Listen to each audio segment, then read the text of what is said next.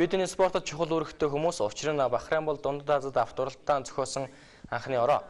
Бид өөрсдөө Дундад Азийн мотоспортын гэр гэмэн нэрлэх дуртай. Бахрейны Гран При уралдаан одоогоор 9 удаа нийт явагдаад байгаа. Үүнээс анхны уралдаан 2004 онд зохион байгуулагдчихжээ. Энэхүү уралдаанд хамгийн олон төрүүлсэн тамирчнаар Фернандо Алонсо 3 удаа төрүүлсэн амжилтаар тэргүүлж байгаа бол харин хамгийн олон удаа төрүүлсэн багаар Феррари 4 удаа төрүүлснээр тэргүүлж байгаамаа. Хамгийн сүүлийн уралдааны байршил тогтоох уралдаанд Нико Росберг 1 минут 32 секунд 330 дойл. Үндсэн уралдаанд Себастьян Феттел 1 цаг 36 минут 1498 секундээр тусдас шалгарчээ.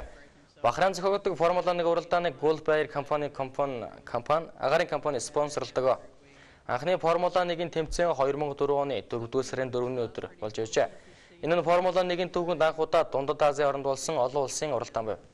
Мөн Пиагаас хамгийн сайн зохион байгуулалтыг Гран При хэмээх цолыг хүртэж байна.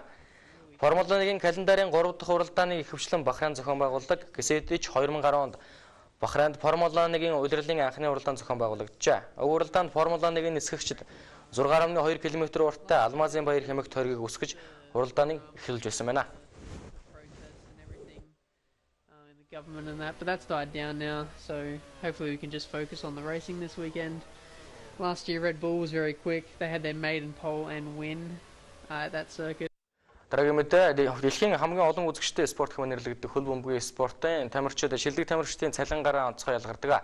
Энэ бол шилдэг тамирчдын хувьд олж болох хамгийн том нээлттэй мөнгө олох нээлттэй талбар юм а. Тэгвэл дэлхийн хамгийн үнэтэй тоглогчдын жагсаалтыг 50.6 сая $50 Дэвид Бекхэм тэргүүлсэн байна. Жагсаалтын 10 дугаар байранд Кот д'Ивуарын хөлбөмбөгчин Глацрэ клубын довтлогч Дидье Дрогба 15.7 сая $50 цалинтай. Нийт 17.8 сая $50 жилд олдог байна. Түүний хувьд бусад оруулдаг хүчин зүйлүүд нь алдагт Nike болон Pepsi брэндүүд юм а. Харин 9 дугаар байранд Реал Мадрид клубын тоглогч Испаний хөлбөмбөгчин Рикардо Кака багтсан байна. Тэрээр жилд 14.3 сая $50 цалин авдаг бол нийт нэг жилд 19.3 сая $50 олдог байна. Харин бусад орлогот тэрээр Adidas болон Pepsi-тэй хамтран ажилладаг юм а. Жагсаалтын 8 дугаар байранд Санц клубын хөлбөмбөгчин Бразилийн шинод Неймар багтаж байна. Тэрээр 19.5 сая $10 орлого орж өгсөжээ. Түүний тухайд жилд цалин 10 сая $10 цалин авдаг бол тэрээр мөн Nike, Red Bull, Panasonic, Volkswagen зэрэг газруудаас 9 сая $10 халаасалдаг байна.